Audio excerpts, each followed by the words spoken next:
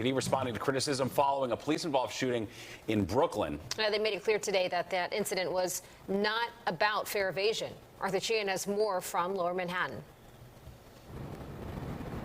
All right, Steve Bianca, police giving us a lot of information in this briefing. They began with their concern for the victims in this case, but very quickly make the case that this is not a fare evasion case. This was about a violent, armed individual who was suffering a mental episode and lunged at police officers. That's what they describe as how things happen out here. Now, they also say that the information they're giving us is after combing over body camera videos that the police officers wore, as well as over 10 MTA cameras that captured different parts of this.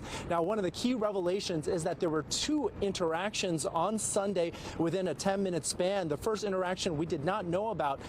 Police officials here saying that the suspect jumped the turnstile, and when the officer saw it, he was ordered to leave the system. In the process of leaving, he showed an 8-inch knife. Now, police officials say the officer showed discretion, and that shows this was not about fare evasion, but they say within 10 minutes, the suspect came back, evades the fare again, and this time they said police officers had to do something about it and followed him upstairs, trying to get him to leave the system, asking him more than 30 times to drop the knife when he flashes it or takes it out again. Chief of Patrol John Schell just now detailing the second interaction, one that they say lasts a total of 2 minutes and 26 seconds. 2 minutes and 26 seconds of a complicated, fast-paced, stressful situation involving a person in mental distress, involving a person armed with a deadly weapon, involving an oncoming occupied train, involving an 8-foot wide platform. Right now, the most severe of the injuries is that to 49-year-old Gregory Delpeche. He was one of the bystanders shot in the head. He is in critical condition. There was another woman who was grazed in the leg. The suspect himself was shot in the stomach, and an officer right now still has a bullet lodged in his armpit.